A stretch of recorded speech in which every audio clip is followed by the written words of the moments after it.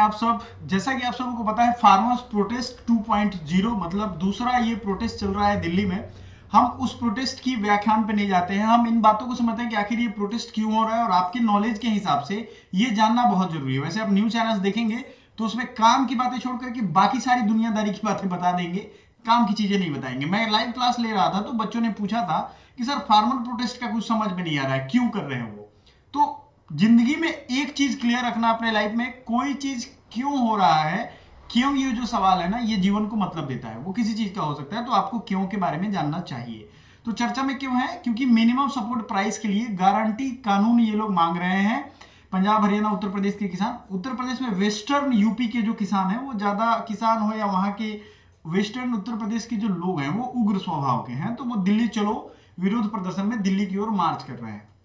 आपको 2020 का वो इंसिडेंट याद होगा जब इन्हीं किसान ग्रुप्स के कुछ लोगों ने लाल किले पे कब्जा कर लिया था। एक तरीके से कब्जा करने के बाद वहां झंडे को बदल दिया था और सबसे ऊंचा झंडा फहरा दिया था। वो इंसिडेंट यूट्यूब पे आप सर्च कर लीजिएगा, वो पुरानी बात नहीं है, सबको याद भी होगा। पूरे देश में इस बात के लिए बहुत गुस्सा फैला था कि ये इंसान कौन है और इसका क्या मनसा है। प्लस एक चीज मैं और देख रहा हूं, 2 बार से तो मैं ही देख रहा हूं, हर बार जब फाइनल इलेक्शन आता है जिसे जनरल इलेक्शन कहते हैं, कोई भी सरकार हो उस पर दबाव बनाने के लिए एक्सटर्नल फोर्सेस जो है, एक्सटर्नल पावर्स हैं। ये तो सही है कि जो भी पॉपुलर लीडर्स हैं उनको विदेशों में कुछ लोग हैं जो टारगेट करते हैं, चाहे वो इकोनॉमिकली कर दें या पॉपुलैरिटी वाइज कर दें। इकोनॉमिकली मतलब आपने अडानी हिंडरबर्ग का देखा था, है ना। उसके बाद एक वहां के और थे जिन्होंने इकोनॉमी को टारगेट किया था। तो किसी तरीके से गिराना है, परेशान करना है। तो ये चीजें हमेशा सपोर्ट करवाई जाती हैं, कब, इलेक्शन से पहले, ताकि सरकार को घुटने पे लाया जा सके।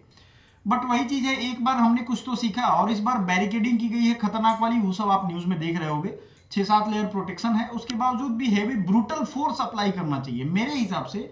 ब्रूटल फोर्स, क्योंकि इनमें जो लोग बदमाश हैं, जो लोग फालतू खालिस्तान की मांग और बाकी सारी चीजों पे मांग कर रहे हैं, आपके हिसाब से क्या होना चाहिए उन पे ब्रूटल फोर्स। उनको पहली बात तो तुरंत गिरफ्तार करके मतलब हमेशा के लिए जेल ही में डाल दो, क्योंकि खालिस्तानी टेररिस्ट जेल ही में रहते हैं जिंदगी भर। दूसरी चीज, क्योंकि वही ये माहौल खराब करेंगे। किसान बेचारे भोले भाले हैं, वो अपनी डिमांड मांगेंगे, उनको ठीक है, लेकिन इसका फायदा को हाईजैक कर लेते हैं समझ प्रोटेस्ट को। आपने कॉलेज यूनिवर्सिटी में हमने देखा है, जैसे हम लोग कुछ प्रोटेस्ट कर रहे हैं, कुछ सीनियर आए उसको हाईजैक कर लिया, अब गए डीन को चारों तरफ से कमरे को बंद कर दिया। हमारे प्रोटेस्ट में वो शामिल ही नहीं था। तो यही चीजें से बचने के लिए ये की गई। अब आते हैं मुद्दे पे कि क्या किया गया। वर्ष 2020 में किसानों ने दिल्ली की सीमाओं पर सरकार द्वारा पारित 3 कृषि कानून थे का विरोध किया था, जिसे 2021 में बेचारे मोदी ने इसको हटा दिया। सोचा कि क्यों इसको लॉस करें, क्योंकि देखो सब्जियां नहीं जा पाती हैं, पानी की दिक्कत आ जाएगी, बहुत सारी प्रॉब्लम दिल्ली वासियों को झेलना पड़ता है।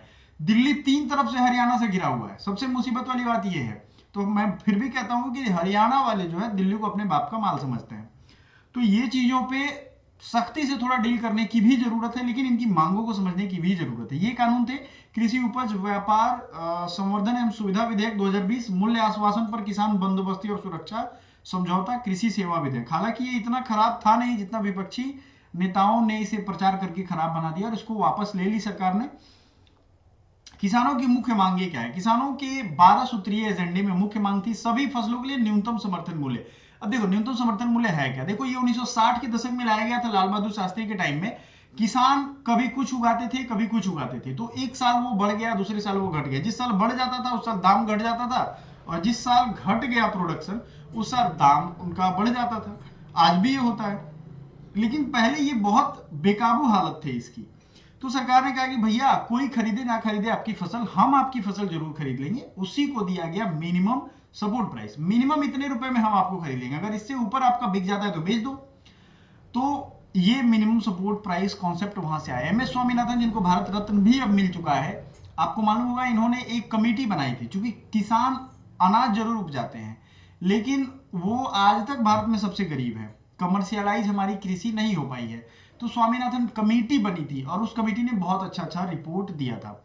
उस कमेटी ने कहा था, रिपोर्ट में कहा गया था सरकार को एमएसपी को सीधा समझो, एमएसपी जो करंट है उसका 1.5 गुना रुपया कर देना चाहिए। इसमें कैलकुलेशन है, जमीन का लागत, ये लागत, वो लागत, ये सब जोड़ जाड़ के मुश्किल से 50% रिटर्न बढ़ा देना चाहिए। मान लो 2200 रुपए है तो अब उसे 2300 रुपए कर दिया जाए, ठीक है, ये भी चल जाएगा, कोई इसमें मुसीबत नहीं है।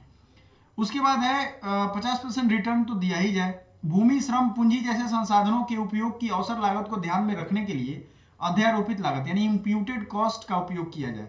ये साइंटिफिक प्रोसेस है, आप लोगों को ज्यादा समझ में नहीं आएगा। इंप्यूटेड कॉस्ट होता है भूमि, श्रम कितना लगा उसमें, पूंजी जैसे संसाधन। अब आपको एक चीज बताता हूँ, कृषि ऐसा चीज है जिसमें अगर आप लेबर का कैलकुलेट करोगे, मान लो अगर किसी किसान ने अपने खेत में 10 दिन काम किया और जो अभी डिमांड चल रहा है इन लोगों का कि 700 रुपए प्रतिदिन के हिसाब से एक लेबर का दिया जाए, तो आप सोचो कि 7,000 रुपए उसे अपने ही खेत में काम करने के लिए इंप्यूटेड कॉस्ट में वो कैलकुलेट होगा। इसलिए कहा ये ज्यादा डिटेल हो जाएगा, सिंपल समझो, पैसे इनको ज्यादा चाहिए। पूंजी को अध्यारोपित लागत उस ब्याज का रिटर्न दर्शाती है जो अर्जित किया जा सकता था। मतलब अगर मान लो वो कैपिटल होता तो उस पर कितना ब्याज आ सकता था, ठीक है, कहीं और निवेश किया गया होता तो अन्य मांगों में एक तो ये इंप्यूटेड कॉस्ट के हिसाब से उनको पैसा दिया जाए। दूसरा है भूमि अधिग्रहण नियम 2013 का कार्यान्वयन किया जाए, लिखित सहमति और कलेक्टेड दर से 4 गुना मुआवजा देने का प्रावधान था उसमें। अब इसमें क्या है कि वे संपत्तियों के कम मूल्यांकन और कर चोरी के लिए संदर्भ बिंदु। मेन इसमें जो मामला है जिसमें गुस्सा लोगों में भरा हुआ है कि 2021 में लखीमपुरी हत्याकांड के अपराधियों की सजा। लखीमपुरी आप याद करो, यूपी का एक मिनिस्टर था जो कुचल दिया था गाड़ी से किसी को, है ना, तो वो वाला मामला बहुत खतरनाक था, उसमें उसको सजा दी जाए। एमपी था, एमपी के बेटे थे आई थिंक। और भारत को विश्व व्यापार संगठन से बाहर हो जाना चाहिए। हाँ, विश्व व्यापार संगठन, grey box, blue box, amber box, subsidisation. आपको मालूम है कृषि का जितना सब्सिडी भारत सरकार चुका रही है, अगर ये सब नहीं होता, हालांकि कृषि को सपोर्ट की जरूरत है क्योंकि हमारे देश में किसान उतने एफ्लुएंट नहीं है। हाँ, खासकर पंजाब और हरियाणा के तो किसान अमीर हैं भी, बिहार यूपी के बारे में कोई बात नहीं करता। बिहार के किसान बेचारे, महाराष्ट्र का एक बीड़ क्षेत्र है जहां 2023 में 1,000 से ज्यादा लोगों ने लोन लेकर के फसल खेती की थी और नहीं चुका पाए तो सुसाइड कर लिया उन्होंने। इनके बारे में कोई बात नहीं करता। तो ये सबका सब एक नाटक है जो अपने फायदे के लिए किया जा रहा है। इनको अपना पेंशन चाहिए, अलग अलग मांगे सुनो, 10,000 5,000 जो भी पेंशन है इनको पेंशन चाहिए। वर्ल्ड ट्रेड ऑर्गेनाइजेशन से बाहर हो जाए, मतलब इनके डिमांड के लिए बाहर का सब खराब कर ले। फ्री ट्रेड एग्रीमेंट पे रोक लगा देना चाहिए ताकि इनके पैसे बढ़े, मतलब बेसिकली पंजाब और हरियाणा के किसानों के पैसे बढ़े। किसानों और खेतीहर मजदूरों के लिए पेंशन, ठीक है। हाँ, देखते चलो, पेंशन वैसे सरकार सब बंद कर रही है, इनको नया पेंशन चाहिए। तो वर्ष 2020 में दिल्ली विरोध प्रदर्शन के दौरान मरने वाले किसानों के लिए मुआवजा, अभी भी जो विरोध हो रहा है इसमें भी अगर कुछ मरेंगे उनके लिए भी मुआवजा उनको चाहिए होगा, जिसमें परिवार के एक सदस्य के लिए नौकरी भी शामिल है। मतलब ये हाई प्रोफाइल डिमांड है, मैं इसे छोटा मोटा डिमांड नहीं समझता हूं। ये डिमांड के लिए कॉन्फिडेंस चाहिए, जो कॉन्फिडेंस उनमें दिख भी रहा है। ट्रैक्टर वगैरह लेके पूरा एसी वगैरह ट्रैक्टर में फिट करके वो लोग निकले हैं कि आराम से डेरा जमाएंगे। कोई बात नहीं है, वो सब चीजें तो है, प्रोटेस्ट का एक तरीका है अपना हर किसी का। लेकिन हमारा ये मानना है कि भारत जैसे अंडर डेवलपिंग कंट्रीज में ये जिस जिस चीज का इन्होंने डिमांड किया वो लगभग 40 लाख करोड़ का है। कितने लाख करोड़ का? 40 लाख करोड़ का। और बिहार का बजट आया था इस बार 2.7 लाख करोड़, ठीक है। तो बिहार जैसे 20 स्टेट अगर मिलेंगे, बजट से बता रहे हैं, उनका पूरा अगर बजट जोड़ दे तो उनके डिमांड को पूरा किया जा सकता है। हमें नहीं लगता कि भारत अभी इसके लिए तैयार है। और इनकी जिस तरीके से मांगे हैं, जो हुड़दंग पुलिस वालों की पिटाई कर देते हैं, उन पे ट्रक चढ़ा देंगे, उन पे अपनी ट्रैक्टर चढ़ा देंगे, इस हिसाब से तो मुझे नहीं लगता, मैंने पहले ही कहा, ब्रूटली इन्हें दबाना चाहिए। हाँ, इसके अलावा और निगोशिएशन चल रहा है, बातें चल रही हैं, तो कोशिश ये करना चाहिए कि जो इनकी वाजिब डिमांड है उसको एक्सेप्ट भी किया जाए।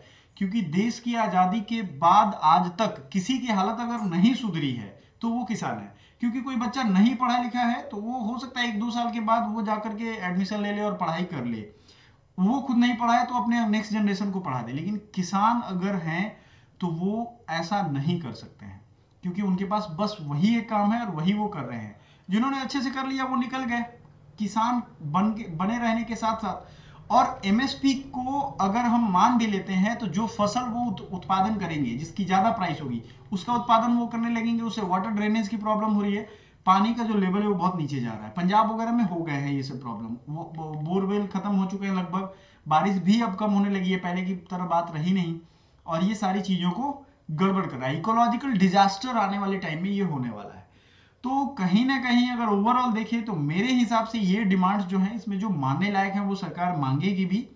और बाकी जो हैं, जो इसमें तरह तरह की मतलब नाटक बात कर रहे हैं, खालिस्तान दे दो हमें, पंजाब दे दो, हम अपना सब ठीक कर लेंगे, पाकिस्तान चले जाएंगे, तरह तरह आप देख रहे होंगे।